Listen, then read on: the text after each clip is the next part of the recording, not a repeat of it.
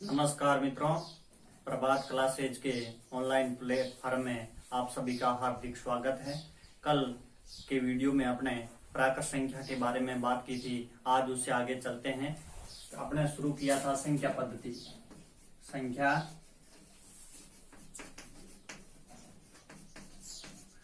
पद्धति के अंदर सबसे पहले अपने बात की थी प्राकृत संख्या की। किसकी बात की थी? प्राकृत संख्या।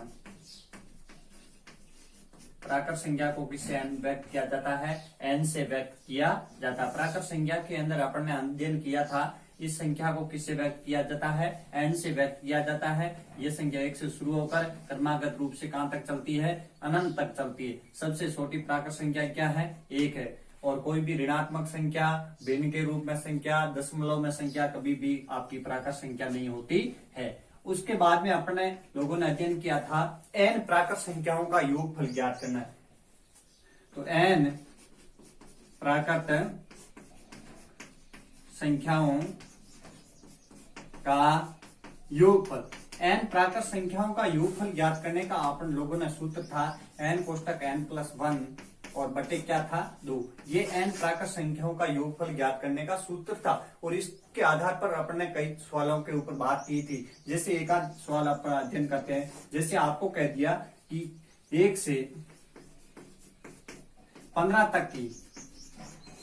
15 तक की प्राकृत संख्याओं का योगफल, प्राकृत संख्याओं का योग, इसका मतलब ये हुआ 1 से 1 के बाद में 2, 2 के बाद में 3, 4, ऐसे करके आपको 15 तक की संख्याओं का आपको क्या पता करना है? योग करना। तो ऐसे आप कर सकते नहीं है, क्योंकि या तो आपके 15 तक की संख्या है। परीक्षा में 15 1 से 100 तक आ सकती है, 200 तक आ सकती है, 250 तक आ सकती है, 300 तक आ सकती है, कितने तक भी आ सकती है। तो जोड़ना संभव नहीं है। तो आपका सूत्र क्या है? सूत्र है n कोष्टक n+1 और बटा 2। n का मतलब क्या होता है? n का मतलब होता है पदों की संख्या।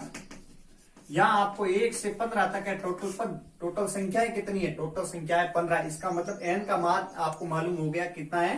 15। तो आप सूत्र रख दो n कोष्टक n+1 बटा कितना है? 2। n का मान यहाँ है आपका 15। कोष्टक हटाओगे चिन्ह किसका लग जाएगा? गुणा का लग जाएगा। n+1, n का मान 15 और ये कितना हो जाएगा? 16 बटा कितना है? 2। और 16 के अंदर 2 का भाग लगाओ, कितनी बार गया? 8 बार। फिर आपका 15 का गुणा किससे कर दिया जाएगा? 8 से गुणा कर दिया जाएगा। तो फिर आप 8 का गुणा 5 से करोगे। 8 का गुणा 5 से करोगे तो 8 पंजे कितने होता है? 40 होते हैं। हासिल कितनी लगती है? 4। 8 एकम 8, 8 और 4 को जोड़ोगे तो कितने हो जाएंगे? 12। इसका मतलब 1 से 15 तक की प्राकृत संख्याओं का योगफल कितना है? 120। इस प्रकार की सवाल अपने पहले अध्ययन किए थे। और यहाँ आपको ये 1 से शुरू हो रहे हैं तब तो को आपको ये सूत्र सीधा लगाना। आपको यदि बीच में से कोई संख्या पूछ ले, वो भी आप 1-2 सवाल करते हैं, फिर आगे चलते हैं।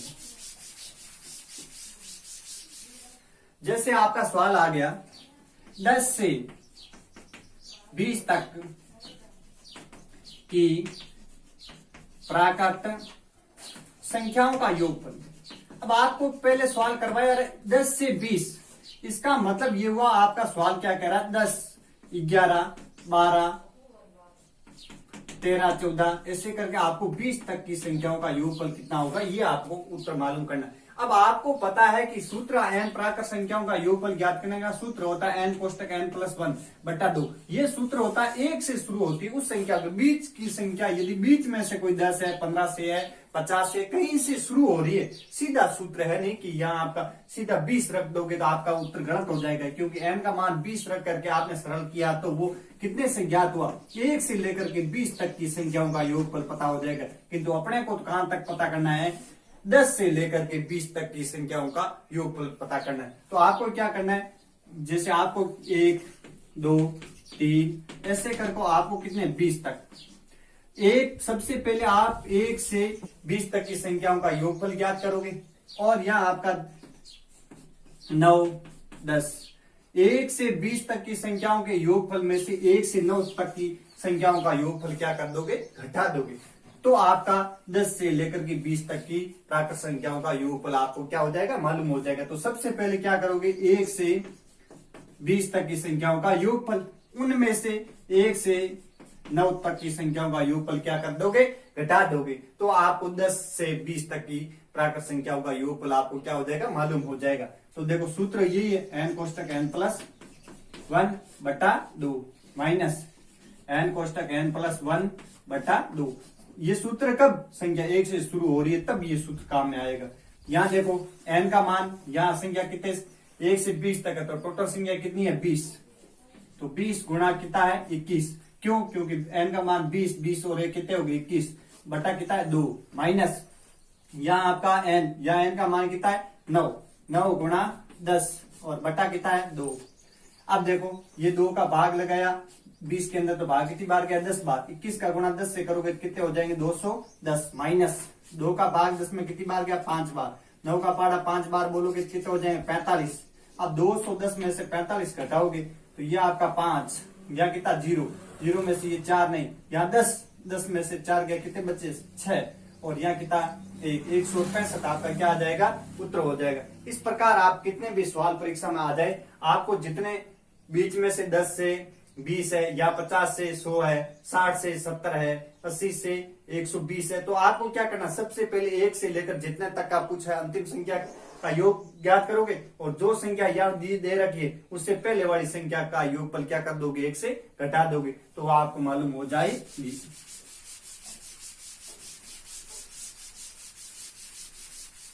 अब जैसे आपको सवाल आ गया कि प्रथम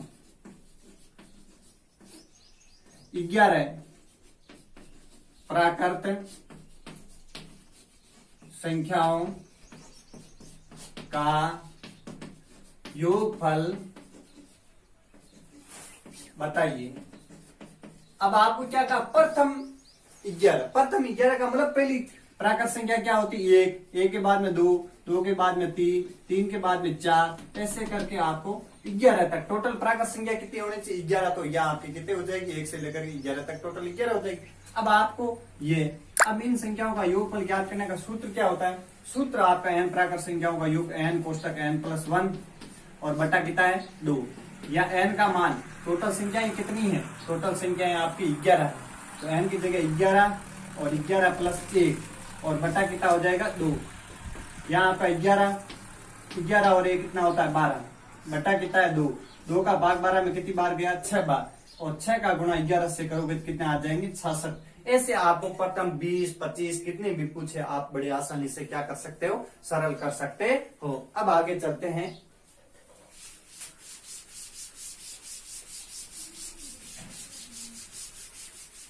जैसे आपका सवाल आ गया 1 + 2 + 3 + 100 + 99 + 98 प्लस ऐसे गैस करके +2 + 1 का योग बताइए, योगफल ज्ञात कीजिए। अब ये संख्याएं दे रखी, आपको इनका क्या करना है योगफल पता करना है। तो आप देखिए 1 2 3 4 ऐसे करके आपको दर्शक कितने तक है 100 तक है। 100 के बाद में संख्याएं वापस घट रही 99 98 ऐसे करके घट गई, फिर 2 1। इसका मतलब सबसे पहले आप क्या करोगे 1 से लेकर के 100 तक की संख्याओं का क्या करोगे योग करोगे। क्या करोगे योग। फिर देखो उल्टी है 1 2 3 4 ऐसे करके 98 99। इस तरफ आप 1 से लेकर के 99 तक की संख्याओं का क्या करोगे योग करोगे, तो आपको इन पूरी संख्याओं का आपको क्या पता हो जाएगा योगफल मालूम हो जाएगा। तो 1 से 100 तक है, 1 से 50 तक है, कितने तक है n प्राकृत संख्याओं का योगफल ज्ञात करने का सूत्र होता है n कोष्टक n+1 बटा कितना है 2 प्लस n कोष्टक n+1 बटा कितना है 2। n का मान यहाँ कितना है 100 है, तो 100 और कोष्टक हटाया चिन्ह किसका लग गया गुणा का। n का मान 100 और 1 कितने हो जाएगा 101 बटा कितना है 2। आगे प्लस यहाँ n का मान कितना है 99 गुणा 99 और 1 जोड़ोगे कितने हो जाएंगे 100 हो जाएंगे बटे कितने हैं 2। अब यहाँ 2 का भाग 100 में कितनी बार गया 50 बार गया, और यहाँ 2 का भाग 100 में कितनी बार गया 50 बार गया। इसका मतलब यहाँ आपका 50 गुणा कितना है 101 प्लस यहाँ आपका 99 गुणा कितना है 50।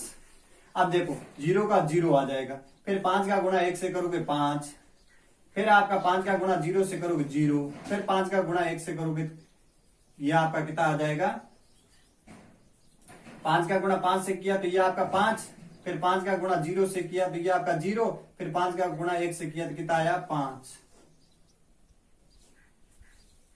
ठीक है, ये आपकी 50 50 1 से 100 तक की प्राकृत संख्याओं का योग प्लस अब ये 0, ये 5 का गुणा 9 से करोगे 9 पंजे कितने होते हैं 45, हासिल कितनी लगी 4, 9 पंजे 45, 45 और 4 कितने होते हैं 49।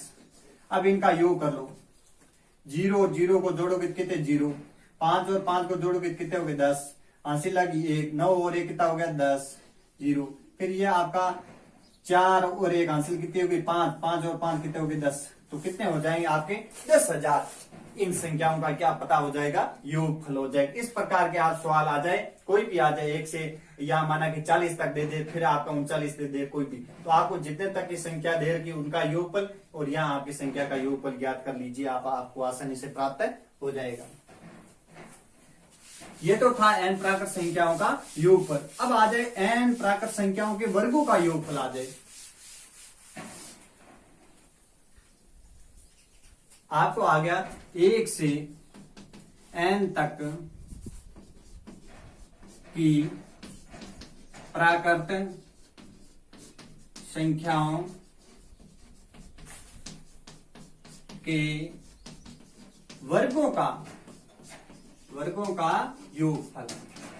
वर्गों का योगफल, n प्राकृत संख्याओं के वर्गों का योगफल ज्ञात करने का सूत्र होता है n कोष्टक n plus 1 2n plus 1 बटा कितना है 6। n प्राकृत संख्याओं का योगफल ज्ञात करने का तो सूत्र आपका क्या होता है, n प्राकृत संख्याओं का योगफल ज्ञात करने का तो सूत्र होता है n कोष्टक n प्लस 1 और बटा कितना होता है 2 होता है। आपके n प्राकृत संख्याओं के वर्गों का योगफल है n कोष्टक n प्लस 1, फिर क्या है कोष्टक 2n प्लस 1 और बटा क्या है 6। ये आपको सूत्र अच्छी तरह से याद रखना है। n प्राकृत संख्याओं के वर्गों का योगफल ज्ञात करने का सूत्र n कोष्टक n प्लस 1 कोष्टक 1, फिर दूसरा कोष्टक 2n प्लस 1 और बटा क्या है 6। जैसे आपको सवाल दे दिया 1 से 10 तक की प्राकृत संख्याओं के वर्गों का योग। पहले तो केवल संख्याओं का योगफल कहे तो आपका अलग, यहाँ वर्गों का योगफल कहे तो इसका मतलब 1 से 1 का वर्ग का मतलब क्या होता है, उस संख्या के ऊपर घात 2 होती, 1 का वर्ग, फिर 2 का वर्ग, फिर 3 का वर्ग, फिर ऐसे 4 का वर्ग, 5 का वर्ग, ऐसे करके आपको कितने तक का वर्ग पूछा है, 10 तक की संख्याओं के वर्गों का योगफल पूछा है। तो आप ऐसे करोगे 1 का वर्ग 1 होता है, फिर 2 का वर्ग 4 होता है, 3 का वर्ग 9 होता है, ऐसे करके करोगे तो आपको परीक्षा में इतना समय नहीं मिलता, कर भी पाओगे नहीं। यहाँ जरूरी 1 से 10 तक पूछी, आपको संख्या 1 से 50 तक पूछ सकते हैं, 1 से 60 तक 100 तक कितने तक भी परीक्षा में पूछ सकते हैं, तो इतना बड़ा सवाल आपका नहीं कर सकते। आपको सूत्र याद क्या रखना है, सूत्र है आपका n कोष्टक n प्लस 1, फिर ये आपका क्या है 2n प्लस 1 और बटा क्या है आपका 6, बटा क्या है 6। अब मान रख दो, देखो n का मान कितना है 1 से 10 तक है, तो संख्या कितनी है 10, और फिर कोष्टक हटाया, चिन्ह किसका लग गया गुणा का, ये n का मान 10, 10 और 1 कितना हो गया 11। फिर आपका ये कोष्टक है, ये क्या है कोष्टक, ये कोष्टक हटाया तो गुणा का चिन्ह लग गया। यहाँ 2n का मान कितना है 10, 2n का मतलब ये 2n, इसका मतलब इनके मध्य कोई चिन्ह नहीं दिखाई दे रहा है, इसका मतलब मध्य में चिन्ह किसका है गुणा का। 2 गुणा n का मान 10 था, तो 10 का गुणा 2 से करोगे तो कितना हो जाएगा 20, 20 और ये कितना हो जाएगा 21, और बट्टे में कितना है 6, बट्टे में कितना है 6। अब मान रख दिया। अब 3 का भाग 21 में कितनी बार गया 7 बार, 3 का भाग 6 में कितनी बार गया 2 बार। फिर यहाँ आपका 2 का गुणा करोगे, 2 का गुणा आपका 10, 2 का भाग 10 में कितनी बार गया 5 बार, कितनी बार गया 5 बार। फिर यहाँ आपका 11 का गुणा 5 से करोगे तो कितना हो गया 55, गुणा कितना है 7, गुणा कितना है 7, 7 का पाड़ा 5 बार बरोबर 7 पंजे कितने होते हैं 35, हासिल कितनी लगी 3, 7 पंजा 35, 35 और 3 कितने होते हैं 38, 35 और 3 कितने होते हैं 38। इसका मतलब 1 से 10 तक की प्राकृत संख्याओं के वर्गों का योग कितना होता है 385। इस प्रकार कोई भी सवाल आ जाए, विधि तो क्या बदलेगी क्या संख्या, आपको इतना याद है कि n प्राकृत संख्याओं के वर्गों का योगफल ज्ञात करने का ये सूत्र है। आपको 1 से या तो 15 तक पूछेंगे, या 1 से 25 तक पूछेंगे, या 1 से 100 तक पूछेंगे, या 1 से 40 तक पूछेंगे। करने की विधि में किसी प्रकार का कोई बदलाव नहीं है। ये सूत्र अपने को याद रखना। अब अगला आ जाए n प्राकृत संख्याओं के घनों का योगफल। तो देखिए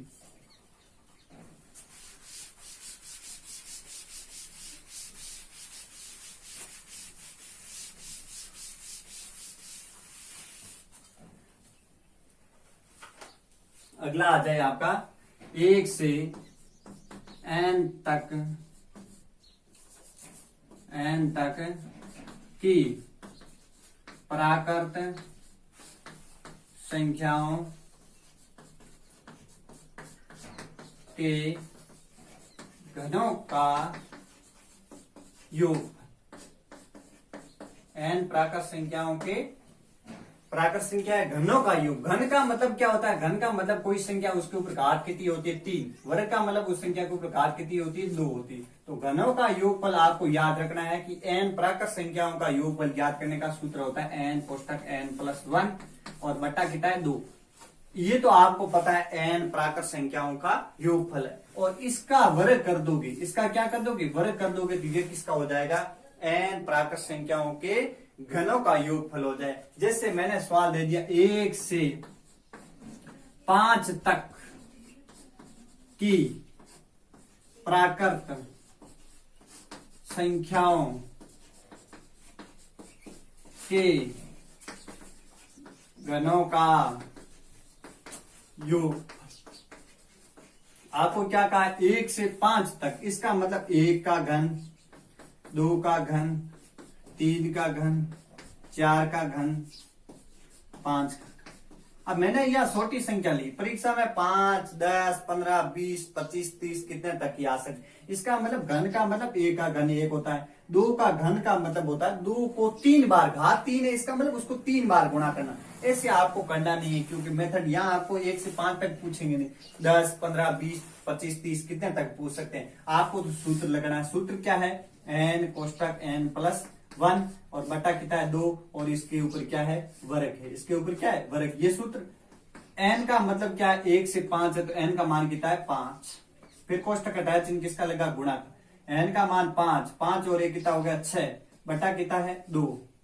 फिर इसके ऊपर क्या है? वर्ग है। इसके ऊपर क्या है? वर्ग। अब यहाँ आपका 2 का भाग यहाँ आपके 6 में कितनी बार गया? 3 बार। फिर 5 का गुणा 3 से करोगे तो कितना आ गया? 15। 15 के ऊपर घात है 2। इसका मतलब 15 का गुणा 15 से करना। 15 का गुणा किससे करना है? 15 से। और 15 का गुणा 15 से कोई भी संख्या है, दोनों संख्याओं का इकाई अंक यदि 5 है तो वर्ग कैसे किया जाता है? वर्ग करना है तो आपका 5 का गुणा 5 से करो, कितना आ गया? 25। अगला अंक ये आपका 1 1 है तो 1 बढ़ा दो, 1 का गुणा 2 से करोगे कितना हो जाएगा? 2। जैसे यहाँ जरूरी संख्या आ गई, जैसे 25 गुणा 25। अब इनका वर्ग करना तो 5 इकाई अंक 5 5 है तो 5 का वर्ग कितना होता है? 5 का गुणा 5 से किया 25। या 2 है, 2 का अगला अंक क्या होता है? 3। 3 गुणा 2 कर लो, 3 गुणा 2 करो 6। जैसे आ गया 65 गुणा 65। तो 5 का गुणा 5 से करो, 5 का गुणा 5 से करो कितना है? 25। 6 है, 6 का अगला अंक क्या होता है? 7। 7 से गुणा करो, 6 का गुणा 7 से करो, 7 संग 42। ऐसे कर लेते हैं ये वर्ग। जैसे आपका 75 गुणा 75 आ गया तो 5 5 है इकाई अंक, तो 5 का गुणा 5 से किया 25 का 25 लिखना है। 7 है, 7 का अगला अंक क्या होता है? 8। तो 7 7 49, 7 8 कितना होता है? 56। तो ये 56 25 इसका क्या हो जाएगा? 75 का गुणा 75 से करने पर ये आता है। तो ऐसे आप घनों का योगफल आप क्या कर सकते हो? याद कर सकते हो। जैसे एक सवाल और लेते हैं।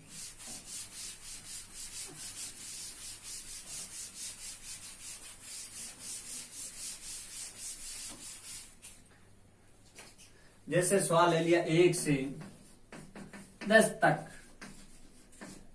की प्राकृत संख्याओं का योगफल। 1 से 10 तक की प्राकृत संख्याओं के घनों का घनों का योग। घनों का योग। अब देखो 1 से 10 इसका मतलब 1 का घन, 2 का घन, 3 का घन, 4 का घन, 5 का घन, ऐसे करके आपको कितने का घन 10 तक का घन आपको पता करना। अब परीक्षा में जरूरी नहीं 10 तक 15 तक का कोई भी पूछे, आपका सूत्र आपको याद होना चाहिए। सूत्र क्या है, n कोष्टक n+1 बटा कितना है 2 और इसके ऊपर क्या है ये वर्ग है। n का मान कितना है, n का मान है 10, कोष्टक हटाया गुणा का 10 और ये कितना हो गया 11 बटा कितना है 2 और इसके ऊपर घात कितनी है 2 है। 2 का भाग 2 में एक बार गया, 10 में कितनी बार गया 5 बार। 11 का गुणा किससे करना है 5 से, 11 का गुणा 5 से करोगे कितना आ गया 55। अब 55 का गुणा 55 से करना है, किसका गुणा करना है 55 का गुणा घात 2 है, इसका मतलब इसको गुणा कितनी बार किया 2 बार। मैंने कहा जिस संख्या का एक अंक 5 दिख जाए तो 5 का गुणा 5 से करो, 25 का 25 लिखना है। या 5 है, 5 का अगला अंक से गुणा कर लो, 5 का अगला अंक क्या होता है 6, तो 5 का गुणा 6 से करोगे 5 कितना हो जाएगा 30 हो जाएगा। तो इस संख्या 1 से 10 तक की प्राकृत संख्याओं के घनों का योगफल कितना होता है 30 25 होता है। कितना होता है 30 25 होता है। अब आगे चलते हैं अपन।